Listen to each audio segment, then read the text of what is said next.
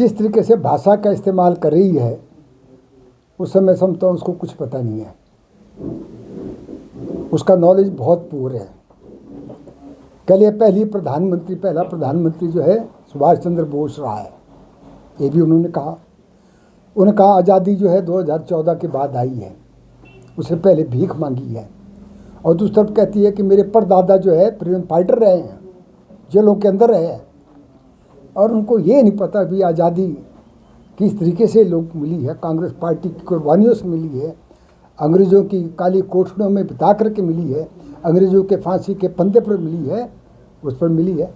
और दूसरी तरफ कहती है मोदी तो राम अवतार है, कृष्ण अवतार है, उनका भगवान का नाम दे रही है। और इस तरह से अब कल जोगिंद्रनगर में बोला कि जो बाढ़ का पैसा आया वो कांग्रेस पार्टी ने खाया। इतनी उनको तहजीब नहीं है कि किस भाषा का इस्तेमाल करते हैं। केंद्र सरकार से एक पैसा देने के लिए उनकी कोई कुर्बानी रही है। जब इतना बाढ़ मंडी ज़िले में जुलाई में आई, वो तो बॉम्बे में अपनी शूटिंग कर रही थी। मनाली में घर इतना नुकसान वहाँ हुआ है, कभी एक अगर किसी के पास गई, किसी को पूछा, कोई नया पैसा दिया, उसने कहा करोड़ों के मालिक है। जब जयराम जी उनको स्टेट का एम्बेसडर बनाना चाहती थी और उसके पास बॉम्बे गई तो उसने कहा इतने कम पैसे से मेरा गुजारा नहीं है, तो और किसी और को फिर बनाना पड़ा।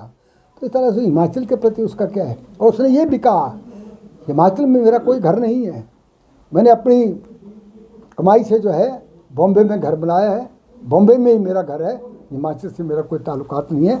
तो इसलिए पप्पू कौन होगा ये तो लोग वोट दे करके बताएंगे और उनको निश्चित तौर पे बॉम्बे भेजेंगे, जाओ फिल्म के काम करो, आपका राजनीति में कोई तटुकार नहीं है।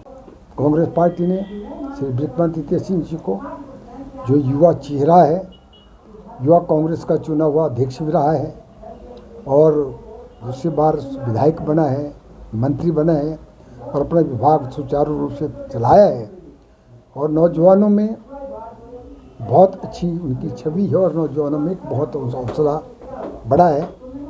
निश्चित तौर पे मंडी लोकसभा सीट से जो हमारा कैंडिडेट कांग्रेस पार्टी का विक्रमादित्य बड़े वोटों से जीतेगा।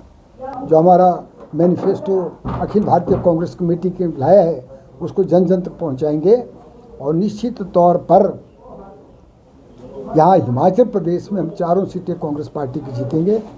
और जो 6 बाई इलेक्शन हिमाचल प्रदेश में हुए हैं और जिन लोगों ने कांग्रेस पार्टी को धोखा दे करके जो है बाहर हो गए, उनका सदस्यता रद्द हो गई है, उनको हिमाचल की जनता जो है पूरा सबक सिखाएंगी।